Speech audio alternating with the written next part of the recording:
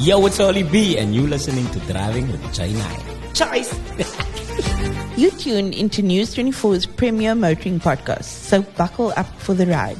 In today's episode, we pick the brain of the Automobile Association CEO Bobby Ramagwede, whose driving efforts to shake up the AA as we know it. But what does it mean for the AA's loyal motorists? And then, listen up at the end of the chat for some fuel-saving tips to save you some money during South Africa's crazy fuel crisis. My name's Janine van der Bos, and this is Driving with J9, only on News 24 and wherever you get your podcasts. Today in our Cape Town studio, we have Bobby Ramagwede, CEO of the AA, joining us to talk about the Automobile Association's rebrand and restructure of value offerings to its membership.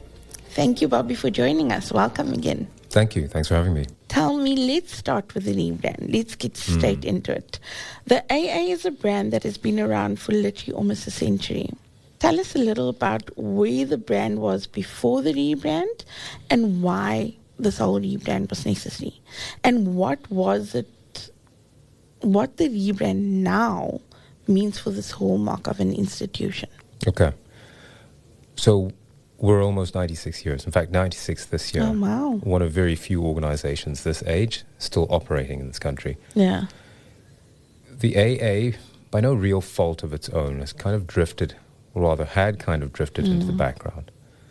Some brands have made some pretty critical mistakes, and I think the AA's biggest mistake was going quiet. Yeah. I have a mantra that I say to the organization internally. I want us to reclaim our rightful place next to Kellogg's cornflakes in every household. That's who we were. Yes. Granted, the world has changed a bit. It was easier to see the AA, and there were fewer disruptions. I'll give you an example. Waze. Everyone uses Waze to get by. Yeah. Back in the day, your old man probably had a map from the AA. So the purpose of the rebrand was to take cognizance of how the world has evolved, but appreciate that the services that the AA provide are still relevant. Package it in such a way that what I call the lost generation, people born 1980 and younger, find resonance with the brand again. Yes. Another example I give is, and this is the pitch that we gave to our media team was, give me a letterhead logo that will make a person stop and think, hey, this looks catchy, but this also looks, it's pretty important. It must be an important document. So I need to appeal to the older generation who have been loyally servicing the organization, but still catch the attention of a younger generation, including myself. I was a great litmus test. I often ask myself, if I got a letter from these guys, would I respond? And yes. Yeah. So that was the rebrand. In addition to that, we took the opportunity to review our membership offering and bring it up to date and also make it relevant to the times. The rebrand then also means value adds for members. Gone are the days when the AA was just a friendly service that helps you when you're stuck on the side of the road. So I've seen different tiers and different benefits on your website with the restructure. Please take our listeners through the different packages and what they offer high level. Okay, so gone are the days where you visit the AA website and you are left discombobulated by the number of options and packages and derivatives of what is purely mobility services. And this is what we sell, right, to the consumer. Yes. Later on, I'll talk about the stuff that we do that isn't really sold, but call it free. So we took the coffee shop model, small, medium, large, because that's what the consumer wants, right? They don't really want too much choice, and they want each package to come with some value. Small in our case is AA Go. Yeah. AA Go is what we internally call our patrol services. I'm stuck on the side of the road. I've got a flat tire. I've overestimated the range of my fuel tank, and I've now run out of gas. And this is really just to keep you going, and hence the name AA Go. AA Prime, which is to date our best-selling membership package, it's the all bells and whistles available to you. Everything from long-distance tows to all of the components that I mentioned earlier in AA Go. in addition to some value-added services. This is scratch and dent repair. Yeah. Call us if you're having a fight with a mechanic. Have us direct you to a credible mechanic as well. And then, in appreciation of the fact that mobility in South Africa is often a household venture, I look to the families and I realize that if I were to sell my membership to individuals, I would be disenfranchising households. So what we created was AA Family. So now it's a shared bucket. Think of, I don't know, it's like that 2-liter Coke in the fridge. You put it in the fridge, it's everyone's responsibility to drink it responsibly, right? So similarly, I package all of our services. It's basically AA Prime on steroids. Right. Give it to you as a family, and you guys consume it at will. And you can manage yourselves. And the nice thing about it is that you don't necessarily have to be blood family. So you've got a principal member, much like medical aid, but in this instance, you nominate who you want to be on it. Okay. So in my instance, I've got myself, and then I throw my au pair on, then I can throw my mother that's on. lovely, yeah. And if I really insist, I throw the gardener on. They are my definition of family. Yes. So gone are the days where we define family by the nuclear family that all lives under the same roof. Yeah. So that's what we did broadly. But the big kicker and what really differentiates our service from what it was in the past is we've acclimatized the reality of safety in this country.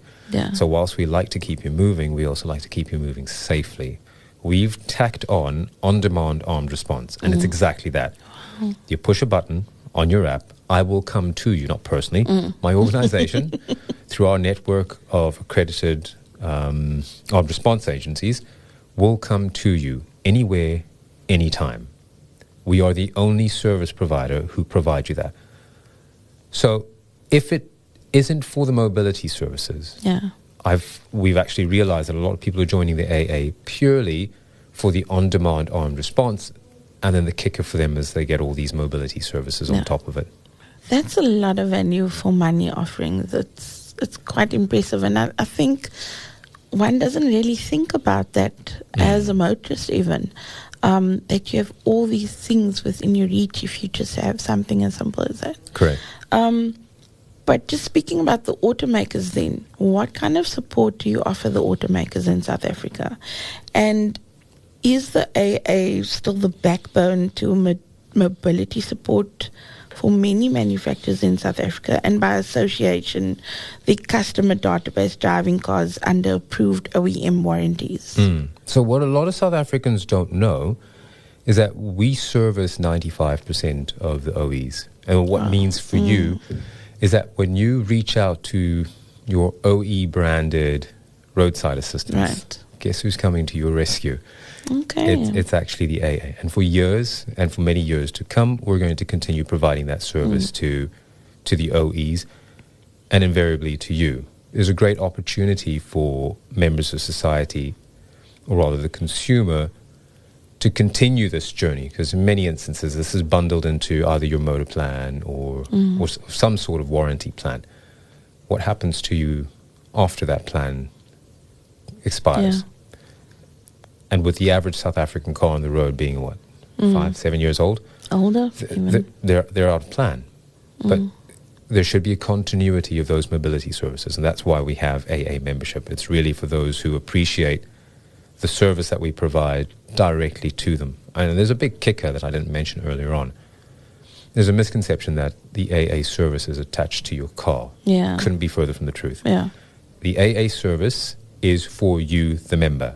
So whether you're driving your car, my car, the producer's car, you're in a taxi as a passenger, you push the button, I come to your aid. Wow. That's how it works. We keep you moving, not your car. Right. That's very interesting. Thanks, Bobby. So now, aside from the membership, the AA has always played a keen role in consumer advocacy. Is this still a focus? Perhaps you could give our listeners just one or two examples of consumer advocacy programs. For example, you're especially proud of which has been changing the local motoring narrative and landscape. I need to reiterate, the AA's principal business is exactly that. It's advocacy for mobility. In the past, it used to be advocacy for motorists, but we've come to appreciate that the ecosystem has evolved. Yeah. Our right to trade, or rather my license to trade, is advocacy. This dates back to, and I'll start with some historical ones. The fact that it's compulsory for you to wear a seatbelt Yes. is the handiwork of the AA. Third-party insurance being a compulsory component of the motoring life. You can thank the AA for that. Yeah. Going forward, I think one of our biggest programs to date is us challenging the safety standards of vehicles that enter the African market. Broadly speaking, championed by South Africa through the AA. That's probably going to change the landscape of how safe vehicles are and how affordable vehicles become down the line. I have to talk about the AA and the FIA. Right. And I think that's exciting because most people don't know just how big a role the AA plays with the FIA. Would you mind elaborating on this for me, please? And also, we know that the FIA are massive in motorsport governance. Right. So is there more to it than perhaps just Jean Todt and his global safety focus? Yeah, there is. Okay. So let me start with the FIA. Yeah. FIA, so French-named organization. Yes. Basically, the International Federation of Automobiles, if I translate it into English. It's got two principal pillars, motorsport and mobility. Motorsport's a no-brainer. Everyone knows F1 and the various categories under F1 and World Rally Championships, etc., etc. Mobility, which is where you'll find all of the AAs and organizations like the AA globally, is the part of the organization that's responsible for ensuring that global mobility ecosystems function in such a way that it allows for people to move comfortably, with dignity, equitably, and with reach. The AA is part of that fraternity.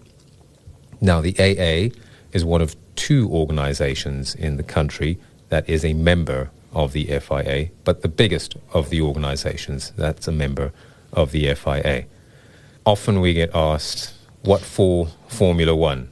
Yeah. I'm going to paint a picture. The Monaco Grand Prix is brought to Monaco by the AA of Monaco. Yeah. The Singapore Grand Prix is brought to Singapore by the AA of Singapore. All right. Dear listener, I'm sure you can pick up a trend. Yes. That was going to be my next question. Okay, Since we're all right. talking about the FIA, what about F1 coming to South Africa? We still have great strides to get to the point where we're ready for the F1 in the country. Now, I can give you my personal opinion, not the opinion of the AA. We need a purpose-built track, and we need for government to take a step back and allow for this to be a private-led venture. Government should do a good job and continue to do their job in addressing social issues. This is motorsport. It's fairly elitist in itself, so for government to focus on motorsport, knowing very well that we still have basic services that are lagging delivery, is not a good look. Yeah. So for the average South African wondering what's the story with motorsport, it will be brought to you by the AA and its associates. A consortium in the private sector will be created in order to bring the facilities to life. Once we've got the green light from the FIA and done the necessary work with F1 themselves, we'll be in a position to announce when we'll get onto the calendar. And I mean, it's interesting that you say that, because we can't be focusing on bringing F1 here when we have Day Zero approaching in Knysna, for example, with the water crisis. So You've got that. You've got Tembisa in Johannesburg.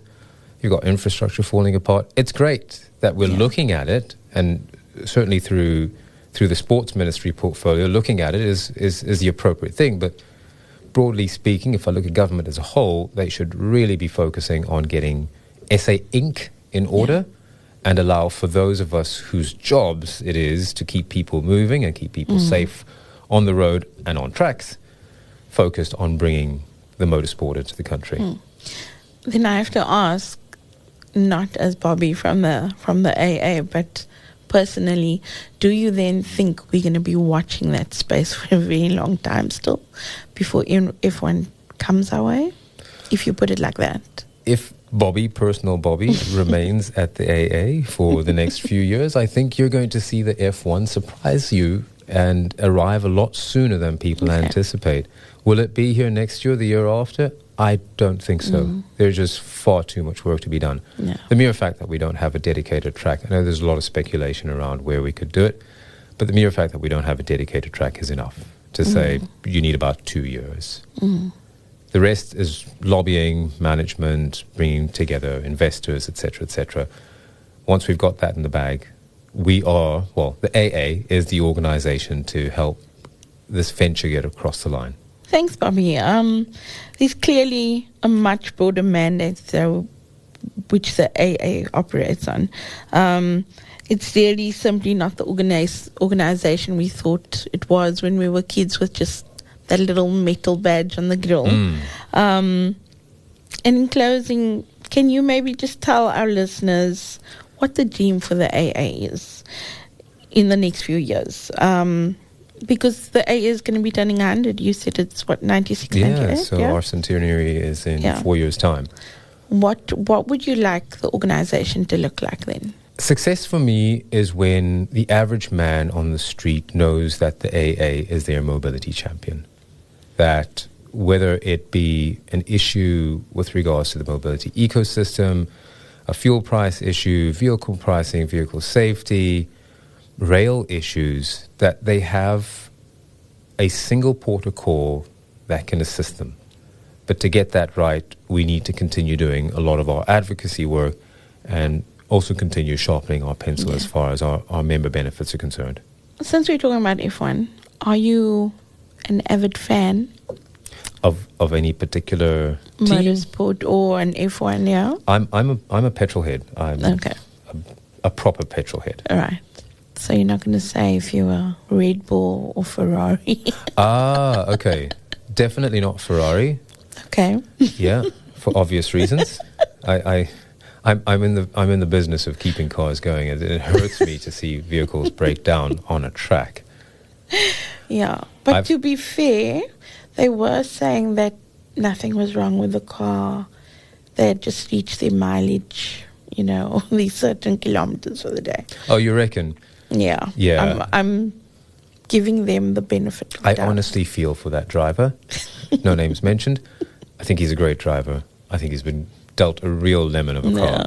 Yeah. But as far as teams are concerned, I'm a big McLaren fan. Okay. I'd followed the story. It was sad to watch the team in the doldrums, but this past few years have been amazing for that team. It's a great success story. Thank you again for your time, Bobby. You make me excited to see where the AA's journey is actually going to go. I love your mindset. I love the plans you have. And, I remember being a journalist when I started 20 years ago. And the people you would call for comment for motoring stories was the AA. And that has fallen wayside. And, you're making me realize that we need to be calling you a lot more often. So you'll be speaking to me a lot more on all things motoring and safety and mobility. And maybe some more F1 chats. We will definitely do that. Look, my mission is really to put the AA back on the map, and we've started the journey.